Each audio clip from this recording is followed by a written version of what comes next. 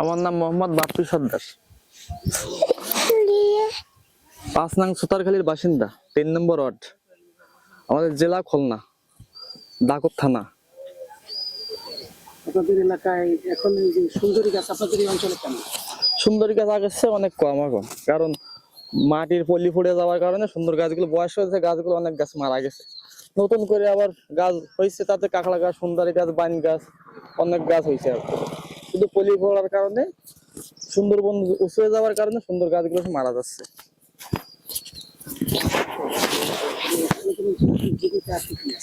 আমাদের এখানে এখন জীবিকা মাছ এবং কাঁকড়া ধরে এই দুটোর পরে জীবিকা সবচেয়ে বেশি।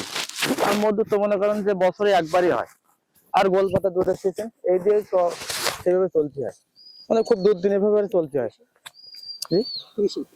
কৃষি কাজে এখন পরিশ্রম একটাই ফসল, ওই বর্ষা সিজনে ফসল।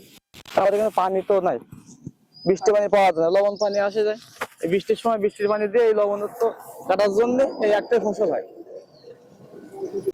এখন তো সুন্দর ওই জঙ্গলের পানি, মানে জোয়ার ভাটার পানি আছে লবণ। আর এখন বৃষ্টির সময় একটাই ফসল হয়, বৃষ্টিতে যে পানি হয় ওই পানি দিয়ে এই এখনকার ফসলটা তৈরি হয়েছে। এখন এই কাটি সবাই ধান পান মাড়াই করতেছে, বছর করে ধানটা রাখবে। মিষ্টি পানি, এগুলো মিষ্টি পানির ধান। হ্যাঁ, এগুলো মিষ্টির পানির ধান, বৃষ্টির পানির ধান। বাংলাদেশ ধান গবেষণা ইনস্টিটিউট যে লবণ সহিষ্ণু ধান উৎপাদন করছে, এটা কি সেই জাত? না না না, এটা সেই জাত না, এটা শুধু বৃষ্টি পানিরই জাত। হ্যাঁ হ্যাঁ। তার মানে আপনাদের এখানে সবজির আবাদ হয় না? না, সবজির কোনো আবাদই হয় না, শুধু একটাই ধান হয়। আর এই যে বাড়ির ভিতরে পুকুর আটকায় রেখে রেখে কিছু মানুষ তরমুজ করবে না, তাহলে 2-5 জন লোকই তরমুজ করলো। হ্যাঁ, তরমুজ। আর এই যে ধানি জমিগুলো, এগুলো সব ওইভাবে বিলেন ফেলানো থাকবে, সব ফেলানো থাকবে। জল ওঠে জোয়ার ভাটার সময়, বর্ষাকালে জলাভূমি। হ্যাঁ, বর্ষার সময় বিল তলায় থাকে। হ্যাঁ, তলায় থাকে, বৃষ্টির পানিতে তলায় থাকে। আমাদের এখানে মাছ পাওয়া যায় তো অনেক প্রজাতির মাছ, যেমন চিংড়ি মাছ, গলদা চিংড়ি, বাগদা, কাইন মাছ, রাতনি মাছ, ভেটকি মাছ, ভোলা মাছ, জাবা মাছ, ট্যাংরা মাছ, অনেক মাছ আছে সুন্দরবনে, বাইলে মাছ। এই অঞ্চলে সুন্দরবনের ভিতরে গিয়ে শিকার করেন মাছ? হ্যাঁ, ওই যে ফরেস্টের অফিসে যে পাশ কাটতে হয়, বন বিভাগের কাছে অনুমতি নিয়ে যেতে হয়, নিয়ে এই যে ছোট ছোট ডিঙি আছে, ডিঙি নিয়ে 2 জন করে পাস করে 6 দিনের পাস, 6 দিনের খাবার দাবার নিয়ে জাল নৌকা নিয়ে চলে যেতে হয় ভিতরে।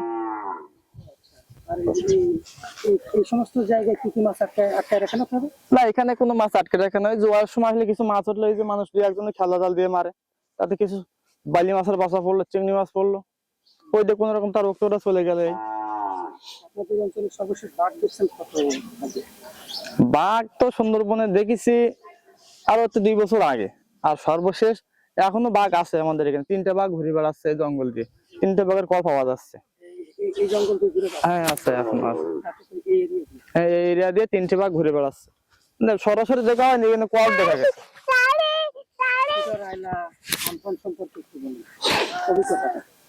সিডারের সময় তো মনে করেন অনেক ছোট ছিলাম, আইলার সময় কথাটা বলতে পারি। আইলার সময় তেমন ছোট, মনে তেমন ভালো বুঝতে পারি। দেখলাম যে নৈলানের দেখতে জোয়ারে আসলে পানির চাপ ছিল, পুপি বাতাস, হালকা হালকা বৃষ্টি ছিল। হঠাৎ করে শুনলাম যে নৈলান থেকে বাঁধ ভেঙে গেছে। আর আমাদের এখানে চারিপাশে বাঁধটা আসলে তেমন মজবুত না, ভাঙিয়ে যে মনে করেন যে আমার ঘরের ভিতরে আমার গোলা পানি টোটালি। আসলে ওই আইলারে যদি রাত্রে হতো, তা মানে আমাদের এখানে লোক 3 ভাগ 2 ভাগ লোক মারাই যেত। যেহেতু দিনের বেলা হয়েছে বলে অনেক লোক পাইছে গেছে এবং মারা গেছে 2-1 জন, কিন্তু আসলে তখন বড় ধরনের ক্ষতি হয়নি জীবনের। কিন্তু যা মাল জায়গা জমি অর্থ সম্পদ যা কিছু ছিল সব নষ্ট হয়ে গেছে মানুষের। খুবই দুর্দিন ছিল ওই সময়, সবাই রোডের পরে না খেয়ে না দে রোডের পরে থাকলো। প্রত্যেকের গবাদি পশু আছে, গরু ছাগল হাঁস মুরগি এগুলো? হ্যাঁ, ওগুলো কম বেশি আছে, মনে করেন 2-5 জন থাকতেই পারে, যে গরু বাছুর আছে, ছাগল আছে, কিন্তু হাঁস মুরগি প্রত্যেকের মানুষেরই আছে।